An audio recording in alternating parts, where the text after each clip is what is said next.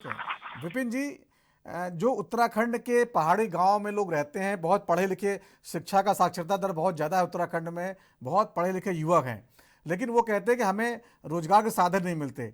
जब तक जो है गवर्नमेंट कहती तो जरूर योजनाओं के बारे में, लेकिन बैंक जाते हैं तो बैंक वाले लोन देते नहीं हैं, कोई साधन नहीं कर पाने का। क्या आपको लगता है किसी अगर ऐसे युवा को हम सलाह देना चाहें, आप बेरोजगार हैं, आप क्या करो उत्तराखंड में रह के, तो आप क्या कहेंगे उससे? गांव में रह कुछ करो या शहर आ जाओ, हल्द्वानी आ जाओ या देहरादून आ जाओ या हरिद्वार आ जाओ, रुड़की आ जाओ? आप इस तरह की सलाह देंगे या गांव में रह कुछ कर सकता है वो? बिल्कुल। मैंने जो है काफी ऐसी तमाम ऐसी स्टोरीज को हमने कवर किया है जो कि गवर्नमेंट के द्वारा कई सब्सिडी की स्कीम्स चल रही है। जैसे सबसे ज्यादा अगर हम टूरिज्म सेक्टर की बात कर लेते हैं तो टूरिज्म सेक्टर में इको टूरिज्म को लेकर गवर्नमेंट काफी अच्छा काम कर रही है। और इसमें एक होम स्टे पॉलिसी है गवर्नमेंट की। तो होम स्टे पॉलिसी में 50% तक वहां पर सब्सिडी उनको मिल रही है। तो मुझे लगता है कि ये जो है पहाड़ पर रुकने वाली बात है तो पहाड़ पर रुका जा सकता है।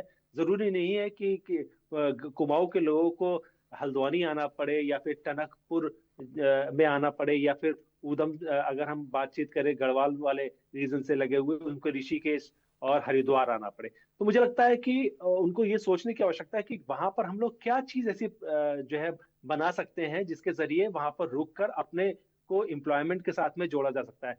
जो आपने बात कही है कि एक हम बात कर लेते हैं, अगर टूरिज्म क्षेत्र की बात कर लेते हैं तो होम स्टे पॉलिसी है। इसके अलावा गवर्नमेंट ने जो है तमाम ऐसी स्कीम चलाई हुई हैं, जैसे फलों के उत्पादन को लेकर 80% तक की सब्सिडी गवर्नमेंट मुहैया करा रही है। उसमें सेंटर और स्टेट गवर्नमेंट की सब्सिडी अगर मिक्स की जाए तो 80% तक सब्सिडी मिल रही है, जो कि लोग यहाँ पर हॉर्टिकल्चर मिशन के तहत।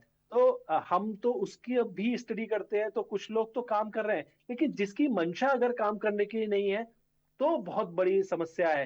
क्योंकि लोगों को जो है मंशा उनकी साफ होनी चाहिए कि मुझे उत्तराखंड में इंटीरियर में भी काम मुझे करना है तो फिर लेकिन मुझे विपिन जी, ये जब मेरी स्कीम्स के बात तहत होती है काम बहुत करना है। सारे युवाओं से वहाँ के, वो कहते हैं खेती में हमारी ज़मीनें जो है बंजर इसलिए पड़ी हैं क्योंकि जानवर, जंगली जानवर, सुअर वगैरह आके जो है हमारी खेती ख़राब कर देते हैं। इसमें कोई पॉलिसी नहीं है, सरकारें उस पर कोई अनुदान देती नहीं है। अगर फसल ख़राब हो जाए, पूरे साल मेहनत करो, उसके बाद फसल ख़राब हो जाती है।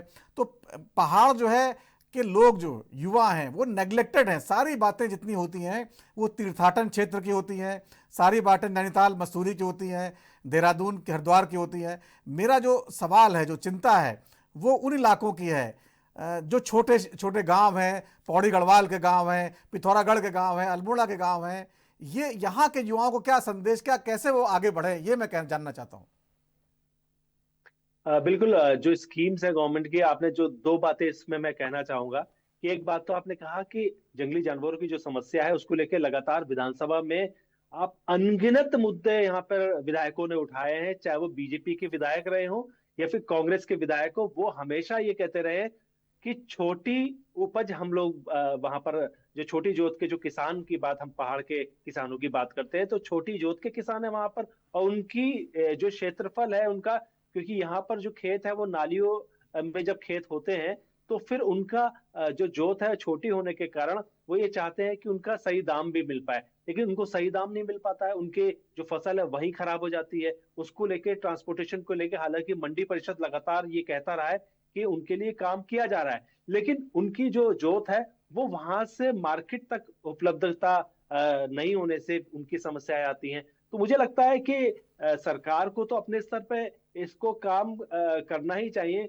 वो ये इस तरह से जो क्षेत्रों को चिन्हित करे, जैसे इन्होंने अभी क्या किया था, सरकार ने एक स्कीम चलाई थी, वन डिस्ट्रिक्ट टू प्रोडक्ट्स।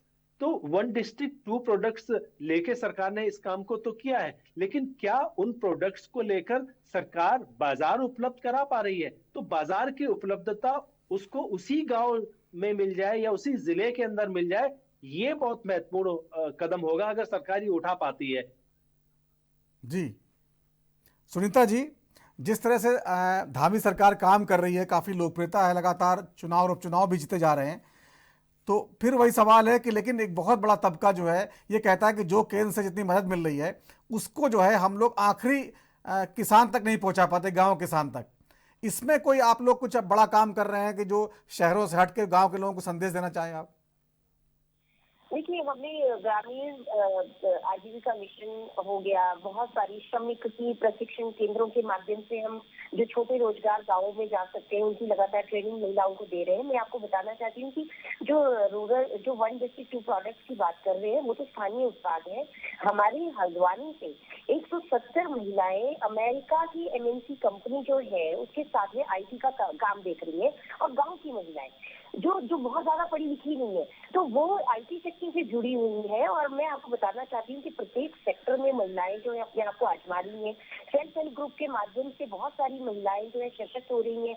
हजारों प्रोडक्ट जो है उत्तराखंड से बन रहे हैं, जो एक्सपोर्ट भी हो रहे हैं। और यहाँ पे आप देख रहे हैं कि लखपति दीदी योजना के माध्यम से बहुत बहनों को काम करने का अवसर मिला। आज कहीं से भी आप जाइए कि कभी पहाड़ी हाट लग रही है, कभी स्वदेशी महोत्सव हो रहे हैं, कभी जनजातीय के माध्यम से जो है वो स्थानीय उत्पादों को हम बढ़ावा दे रहे हैं। बहुत सारी चीजें हो रही हैं। जैसा अभी ये गौरव जोशी जी ने बताया कि थोड़ा खुद का भी विल पावर होना चाहिए काम करने के लिए। और सौर ऊर्जा एक और माध्यम है जिसमें आप अगर गाँव खाली भी हो गए हैं तो फार्मिंग कर सकते हैं सोलर की। आप देखिए कि मेरा गाँव है सिउसी बंगार बैजरों के पास आता है, और जब सतपुली से हम ऊपर को जाते हैं तो पूरा 2-3 पहाड़ इसमें में 18 से ज्यादा सोलर की कंपनियां वहाँ पे लगी हुई है। पूरे के पूरे पहाड़ में सोलर पावर प्लांट लगे हुए, मेगावाट में वहाँ पे इलेक्ट्रिसिटी जनरेट हो रही है। तो ऐसे धीरे धीरे हमको थोड़ा टेक्नोक्रेट भी बनना पड़ेगा। कैसे हम लोग, जैसे हम लोग इंडस्ट्री अकेडमिया की बात करते थे, आज वो समय आ गया है कि हम इंडस्ट्री टू रूरल कैसे जाएं, कैसे ग्रामोदय से राष्ट्रोदय करें, फिर माध्यमों से जो है हम और मार्केट को प्रोवाइड करें। मार्केट जो है सरकार की तरफ से बहुत, आप देखिए हाउस ऑफ हिमालय हमारा जो उत्तराखंड का ब्रांड है जिसमें हम यहाँ के लोकल उत्पादों की ब्रांडिंग करते हैं, वो एक बहुत बड़ा प्लेटफॉर्म है। सेकंड, हमने यहाँ पे जेम जो है, जो हमारी ई मार्केट है, उसमें भी प्लेटफॉर्म है। डायरेक्ट हमारी एनआरएलएम की बहनें जो है उसमें अपना रजिस्ट्रेशन करवा रही है। तमाम ऐसे पोर्टल सेंट्रल गवर्नमेंट के भी हैं, हमारे उत्तराखंड के भी है, जहाँ पे लोग अपने आप को रजिस्टर कर रहे हैं। आप स्टार्टअप में जाके देखिए, स्टार्टअप में कितनी बहनें जो है अब आगे आ रही है। पहले थोड़ा कम रेशो था, लेकिन आज के टाइम में अच्छा लड़कियां जो है आगे काम कर रही हैं, बहनें काम कर रही हैं। तो हैंडलूम और हम इन चीजों तक अचार चटनी या लोकल जो हमारे रेशम उत्पाद थे उन तक हम सीमित नहीं है। कुल मिला के सुनीता जी, काफी सरकार अपने स्तर से काम करने की कोशिश कर रही है, लेकिन जो जरूरतमंद हैं उनको भी आगे आना पड़ेगा और समझना पड़ेगा कि हम क्या कर सकते हैं, कैसे इन योजनाओं का लाभ ले सकते हैं।